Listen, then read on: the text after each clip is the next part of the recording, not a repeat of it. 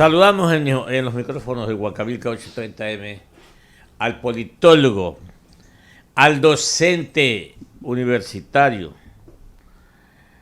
el doctor Santiago Basabe.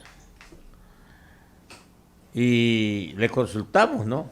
A Santiago ya es una persona que nos ayuda mucho cuando lo invitamos a este tipo de diálogo a fin de seguir orientando a nuestros oyentes, porque ese es el papel de nosotros los comunicadores. ¿Y por qué no decir también los profesionales? Por supuesto que sí. Tenemos que ayudar, contribuir, coadyuvar. Santiago, ¿cómo estás? Qué gusto saludarte, ¿eh? Bienvenido. Buenos días, un gusto, Jorge, buenos días y buenos días con la audiencia de Huancavilca. Un placer. Ayer, habló en tiempo pasado, Santiago, hablábamos de quién podría ganar las elecciones y qué nos podría deparar este nuevo mandatario. Y bueno, tú no te equivocaste, definitivamente.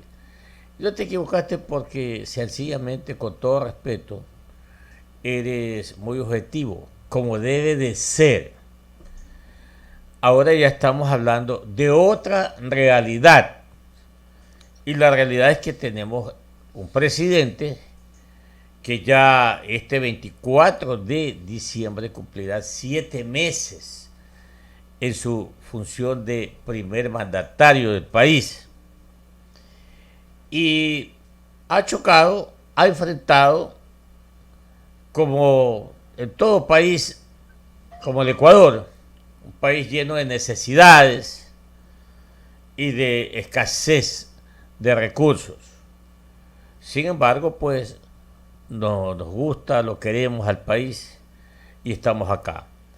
¿Cuál es tu lectura, tu perspectiva, una vez que el presidente Guillermo Alberto Santiago Lazo Mendoza, que ayer cuando lo cité así se rió, y esos son los nombres de él, y él presentó originalmente un proyecto de ley?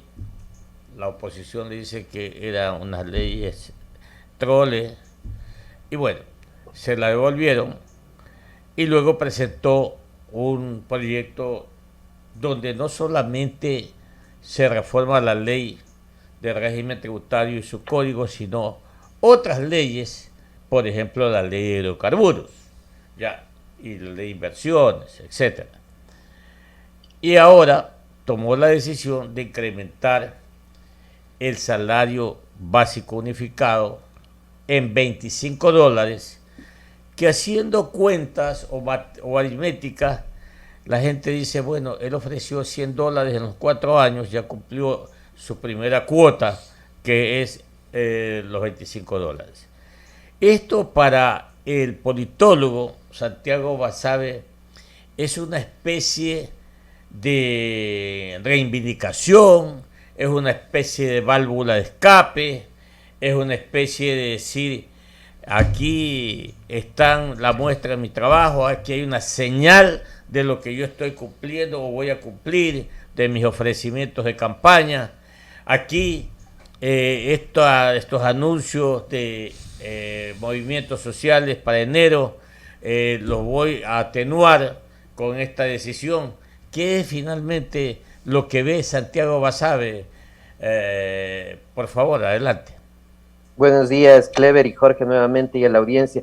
Bueno, creo que es una decisión que evidentemente favorece a un sector de la población, lo cual me alegra enormemente y es lo mínimo en términos de justicia social. Hay posiciones en contrario, desde luego, de varios sectores empresariales, en alguna medida con razón, en otros argumentos menos. Pero creo fundamentalmente que es tratar de apuntalar la credibilidad del presidente ante la población de cara a un año que va a ser muy complicado en términos económicos y políticos. Y en el plano político creo que fundamentalmente por el hecho de que se va a tener que presentar el proyecto de ley de reforma laboral, y ese es un proyecto que va a generar una serie de debates, de discusión, y hasta el momento no se ve con tanta facilidad de si el gobierno lo podrá aprobar. Va a tener muchas dificultades y quizás le tocará recurrir a las alianzas con las que pudo aprobar la ley tributaria y otras de hace pocos días. 7:49. ¿Tú crees que hay o va a haber ambiente para aprobar una reforma a la ley del trabajo, al código del trabajo? Si nosotros nos ponemos a analizar o a pensar fríamente, el Código Orgánico de Salud tuvo tanto tiempo en la legislatura, luego lo aprobó en segundo y definitivo debate, y al final del día el Ejecutivo no lo aprobó.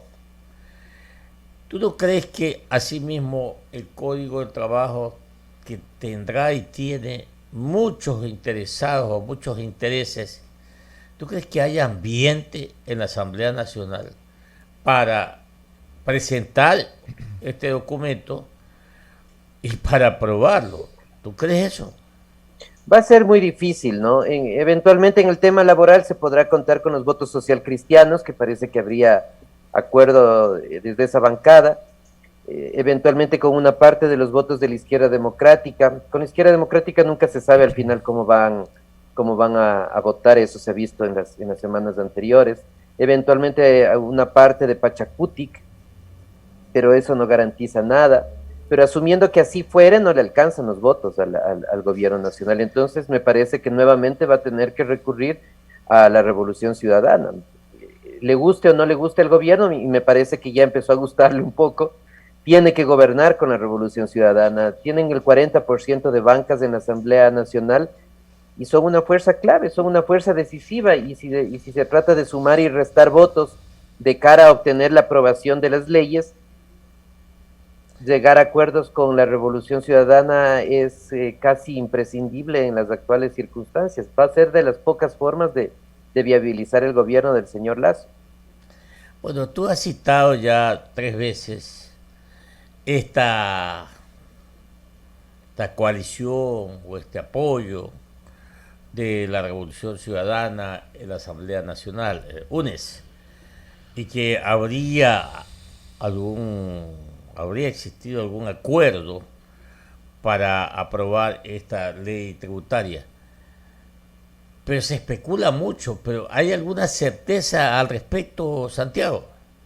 O sea, hay conjeturas razonadas, ¿no? Conjeturas razonadas. Por ejemplo, hace un par de días acaba de salir el tío del señor Glass de prisión a cumplir la prisión domiciliaria.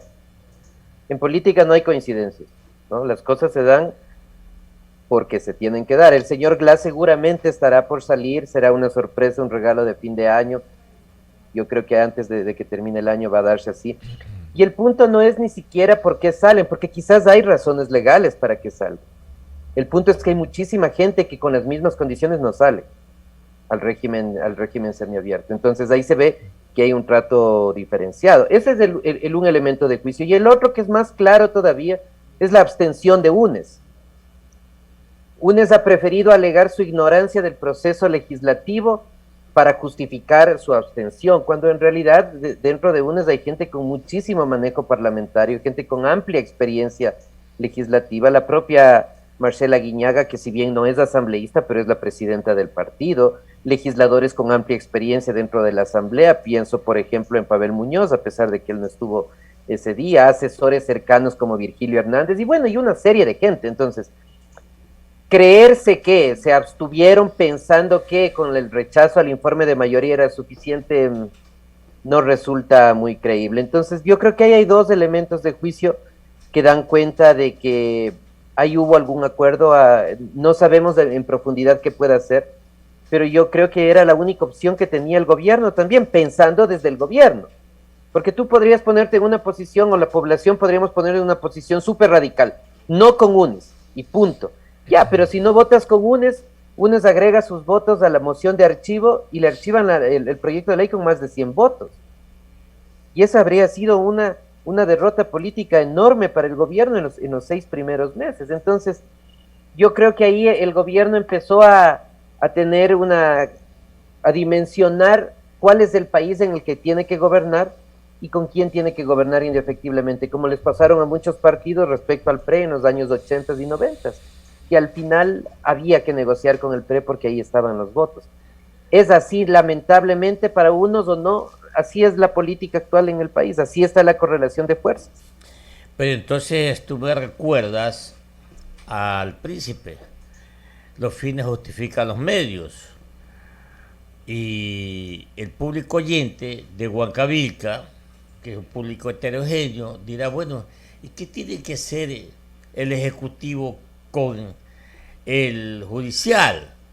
El Judicial es el que está tomando una decisión, el Ejecutivo no tiene nada que ver. Y entonces, ¿cómo nosotros cuadramos la idea, mi estimado Santiago? Claro, claro, Clever, es que eso es lo más preocupante, que hay un acuerdo político cuando de por medio, en principio al menos, hay una decisión que no les corresponde ni al legislativo ni al ejecutivo, sino al Poder Judicial, que se asume en principio que es un poder autónomo del Estado. Se asume en principio porque desafortunadamente en el país no sucede esto. Y nuevamente, si vamos a hilar concatenadamente lo que pasa en la legislatura y cuál es el curso de la salida del tío del señor Glass y de lo que se están moviendo ahora el proceso judicial del propio Glass, claramente se ve que ahí hay una relación. O sea, es poco probable no creer que esto sea así, y da cuenta que desafortunadamente en el país, como antes y como ahora, el poder político tiene incidencia sobre el poder judicial y las decisiones de los jueces. 7 de la mañana, 56 minutos en Ecuador continental, dialogando aquí en Huancavilca, 8:30 am, con el politólogo Santiago Basabe.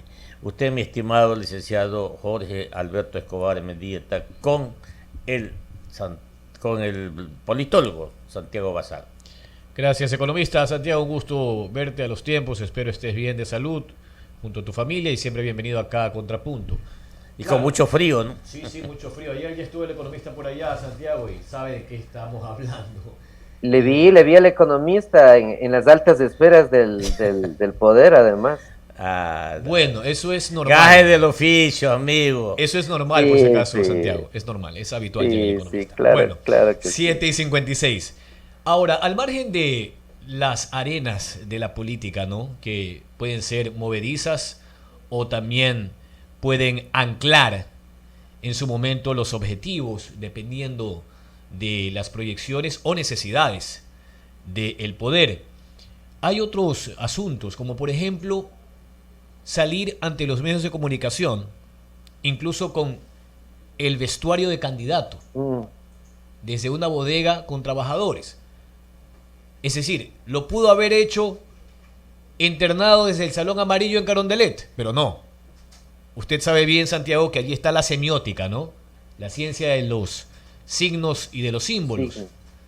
Y anunciar que esta acción que va a permitir el aumento de $25 al salario básico unificado implica el cumplimiento de una promesa, pero también implica un hit con los sectores laborales y los sindicatos, porque al final ese era el valor que estaban esperando ellos. Hoy incluso el escenario se gira porque los que están haciendo observaciones son precisamente los empresarios. Y a manera de conclusión para esta pregunta, este planteamiento, Santiago, el otro análisis. Un gobierno cuyo presidente viene de la empresa privada, hoy toma una decisión quizás insospechable. Sí, es cierto, Jorge, yo estoy de acuerdo con tu análisis de haber presentado ante el país el aumento salarial en las condiciones que se lo hizo, que rompen el protocolo, por decirlo de alguna manera. Da cuenta de una declaración que posiciona al presidente con un discurso mucho más fresco, mucho más cercano a los estratos más deprimidos en términos económicos. Plantea un mensaje de que se están cumpliendo las ofertas de campaña, busca a través de esa vía generar o recuperar en alguna medida la credibilidad. Trata de posicionar su gobierno, sus 6 primeros meses hacia el, hacia el final del año. Entonces, en ese sentido, yo creo que ha sido una decisión interesante e inteligente. Además, la forma como se ha hecho el planteamiento del aumento salarial. En la política interesa el fondo, desde luego, pero también las formas, y son importantes, y cómo se dice y en qué circunstancias, como tú bien lo mencionabas. Y me parece que más allá del aumento que es justo para los trabajadores, que debería ser mucho más en un país tan desigual, pero lamentablemente las condiciones económicas no dan, da cuenta también de un interés del gobierno de empezar a moverse en términos estratégicos para lo que vendrá el próximo año, que será, como había dicho al inicio, el proyecto de ley laboral, que va a ser un proyecto muy complicado, muy conflictivo, porque la posibilidad de los acuerdos en la Asamblea no van a ser muy fáciles, y alcanzar los votos necesarios va a correr un camino bien complicado. Entonces, en ese aspecto me parece que ese es el objetivo del presidente, un presidente fresco, un presidente renovado, más cercano a lo que a los sectores más populares, como hemos dicho, y en función de eso tratar de recuperar la credibilidad en torno a lo que ofreció y no ofreció, marcando distancia al mismo tiempo con los sectores empresariales que han criticado mucho la gestión del gobierno, sobre todo con la aprobación de la ley última, ¿no? Ahora, siendo un año preelectoral, también haría más complejo ese interés de aprobar un código de trabajo nuevo, paralelo al actual, ha dicho el gobierno. Sería una ley por cuerdas separadas frente al código de trabajo. ¿Y cuáles serían los nudos gordianos, según la lectura de Santiago Basabe? Porque en su momento pues se hicieron varias críticas desde los sindicatos, porque se hablaba de una supuesta transgresión o retroceso en los derechos laborales. Era lo que decían los sindicatos. Al final el gobierno expuso sus planteamientos y sus criterios y dejaba claro que no había tal supuesta intención de esos objetivos. En la práctica, ¿cuáles serían los nudos gordianos, Santiago? Porque de entrada, creo yo, siendo un año preelectoral, ya hay una predisposición en materia legislativa y también política. Pero ¿cuáles serían esos puntos grises que tendría que superar el gobierno, salvo que nuevamente la abstención sea el santo grial, ¿no?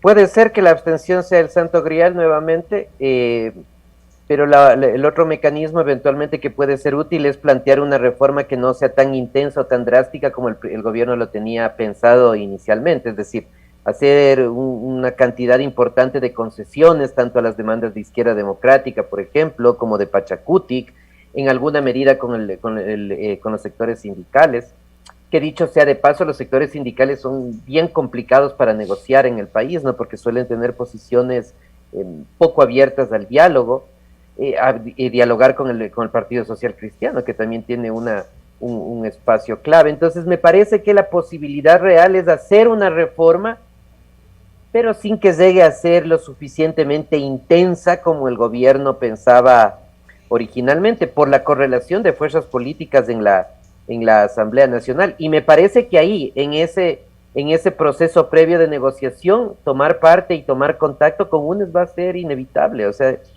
la posición de UNES en términos numéricos de bancas en la Asamblea la torna un actor clave y decisivo, sin el cual prácticamente es imposible tomar decisiones, porque de hecho hay un sector de Pachacuti que gira más hacia UNES o hacia la Revolución Ciudadana que hacia el resto de sus compañeros, y en la Izquierda Democrática nunca se sabe, ¿no? En realidad hay dos izquierdas democráticas en la Asamblea Nacional: la Izquierda Democrática del asambleísta Jaramillo, que es el jefe de la bancada, y la Izquierda Democrática del asambleísta Vilma Andrade. Entonces, no va a ser una cuestión fácil, pero me parece que la posibilidad, aún así siendo escépticos, es que sea una reforma con algunos puntos centrales, pero no mucho más de ellos, si es que se pretende tener éxito en aprobarlo. Claro, sin duda son dos los bloques partidos, quizás uno más que otro, pero creo que va por el lado de Pachacutic y la ID. Santiago, se nos agota el tiempo.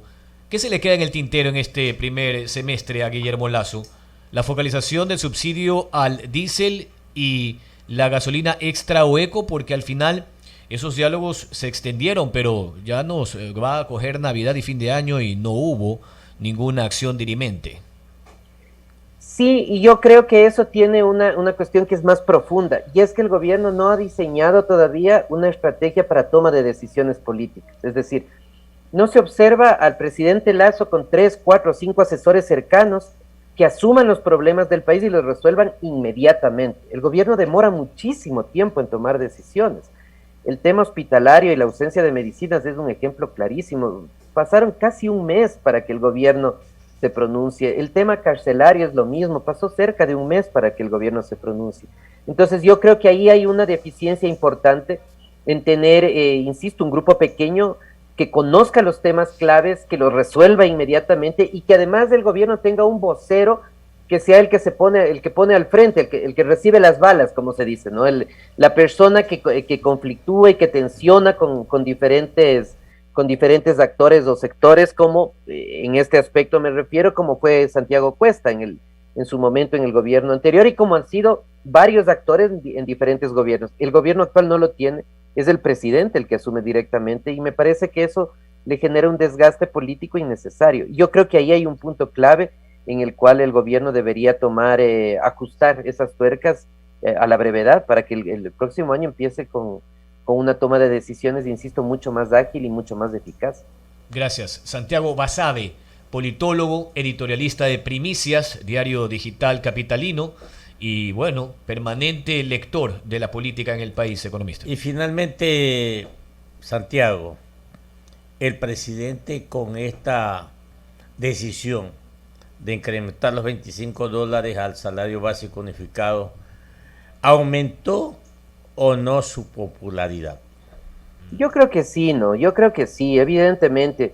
Hay sectores que están molestos con el aumento, pero me parece que más allá de la cuestión técnica, hay una cuestión también de acercarse más al pueblo. Tú decías hace unos minutos la posición de Maquiavelo respecto al fin justifica los medios. Y el propio Maquiavelo también señalaba que cuando no se puede incrementar el poder, al menos hay que mantenerlo y hay que preferir evitar ser odiado, al menos temido pero no odiado, y el pan y circo era una de las salidas de Maquiavelo para la política florentina de esa época, pero también para la de ahora, aquí y en cualquier parte del mundo además, aquí y en cualquier lugar del mundo. Eso es correcto, Santiago, te mando un fuerte abrazo y que te vaya muy bien. Arrópate. Chao. Cuídense. Chao, que te vaya muy bien. Chao, que les vaya 8 y 6 minutos. 8 y 6 minutos en el Ecuador continental. Era el señor sociólogo y politólogo Santiago Basabe aquí en Huancavelica 830 AM.